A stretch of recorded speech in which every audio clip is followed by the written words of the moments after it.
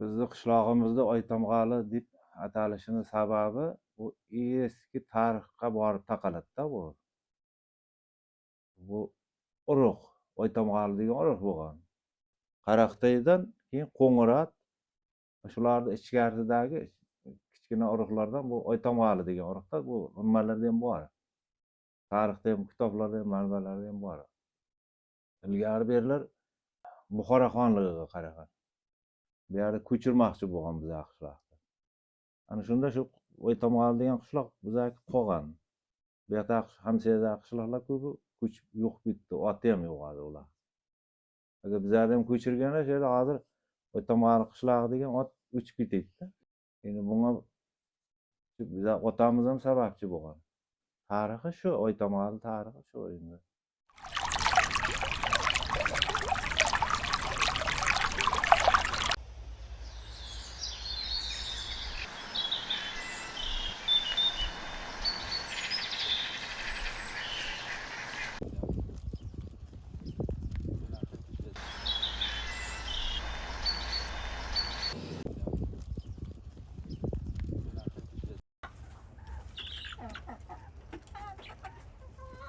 Shu sal esini tanib, 1-2 sinf maktabga borgan paytlaridan boshlab maktabdan kelib mollar olib ketaydi bu yoqqa. Bu 7-8-sinfgacha bu yoqda mol boqib nima qilamiz. Dayralar shunday paqillab olib to'lib og'aydi. Bizlar endi Oytamg'ali bolalar birintasi bir yerdan suzishni o'rganmagan, shu Dayratda keldi. Yoshligidan shu Dayratda suzib, tabiiy o'zi suzishni o'rganib ketganda. Ayni hozirgi o'zimiz bolalar dayra yo'q, ozib qoldi. Hozir bizlarni o'rlar suzish bilmaydi. Oytamg'ali suzishni bilmaydi desa, u kulgili-da endi. Tomonlari qulaylik tomoni bo'lgan bizlarga. Bu yerda keyin bizlarga bu Dayrat zonada yaylov ko'p bo'lgan-ku. Shu yerga bag'li tomonlarni olib ko'chirib, bu yerda molxona katta firma ochilib, sog'laytan sigirlarni ham olib kelgan. Oq xalatlar kiyib, nimalar savoydi. Yosh xotin-qizlar. Bu yerda keyin o'zimiz qishloqdan ham ko'p odamlar ishlagan. Undan keyin uni mashinaga ortib Mas'ulut bardı. Tuttuğut. Şuna itbap süredireyim ben.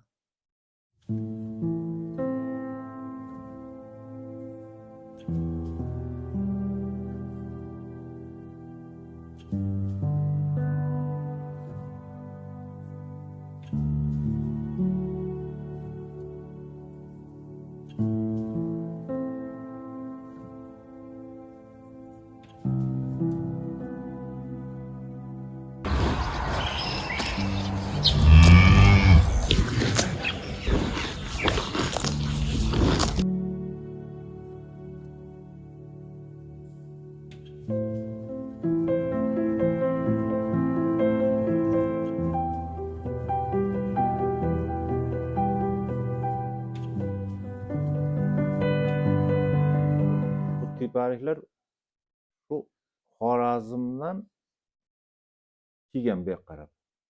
Ko'p yil ishlagan podsholarni davrida ana shu majburiy shular nima o'tayotgan yo'lda qilinganda bu nima tepaliklar bunyod qilingan.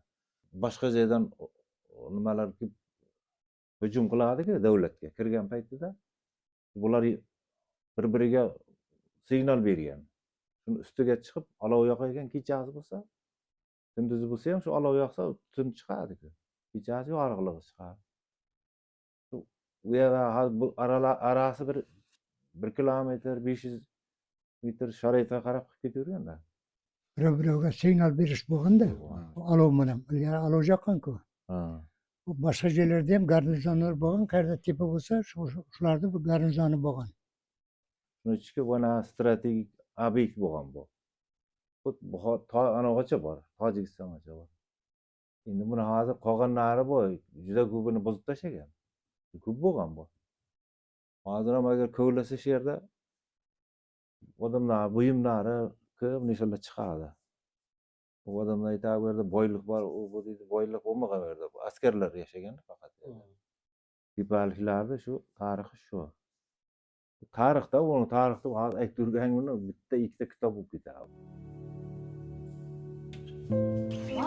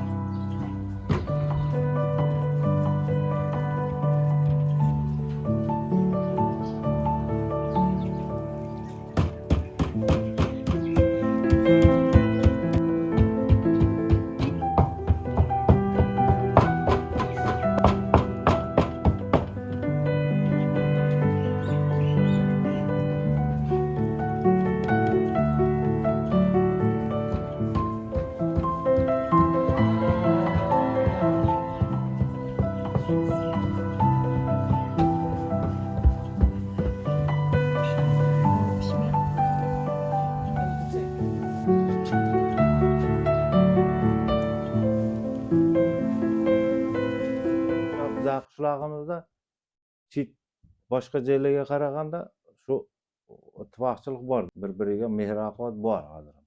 Biriga shu boyagi Navro'z bayramlarida, boshqa paytlari mana shu tadbir o'tkazib, chiroyli qilib 7 ta ko'cha, 7 ta qozonni olib kelib, o'zlari oshni pishirib, hamma sharoit qilib, odamlarga olib kelib, shu yerda tadbir o'tkazib, chiroyli qilib mana konsertni qo'yib, mana 2 yil bo'ldi hozir o'zimiz qishloq, o'zimiz hashar yo'li bilan Buxoro Zamxo'ja suv nimasi bor bu yerda. Bizda katta trassa bor.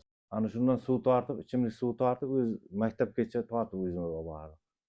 Gap pulda emas, boshqadan birikishda-da. Brigadir "Voy palonchi aytib chiq managa bugun palonchaniga hasharga" desa, hammasi to'da bo'lib kelgan.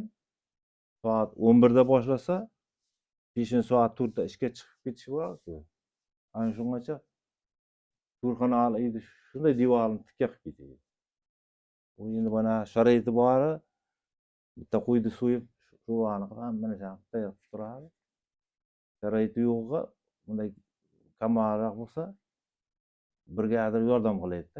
Yuqoridagi qishloqlar Şu pulem koyul kogan.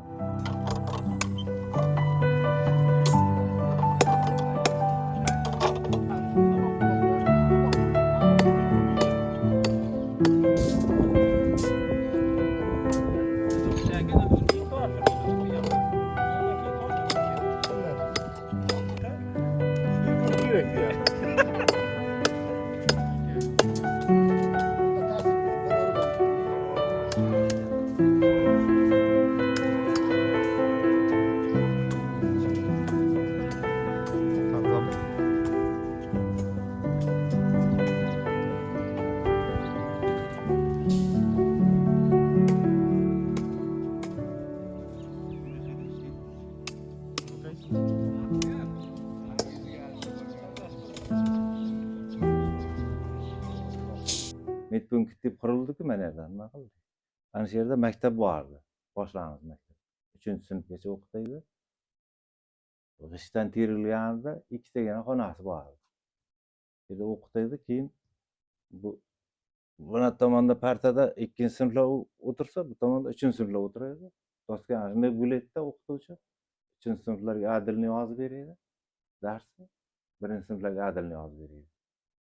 Hozir bitta korpus 2 etajli maktab quriluvdi, mana 13-maktab. O'tgan yil yana bu yoqdan yana bitta korpus qurildi, 2 ta. Ayloviy poliklinika qurildi shu bu yil.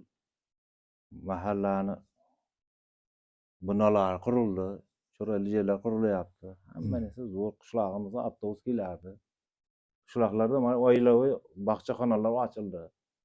Bitta kamchiligimiz bor, faqat qishloq qishki kuni gaz yo'q-da. Qish qiyin qishloqqa. Yoz yaxshi. Qishloqqa yoz yaxshi.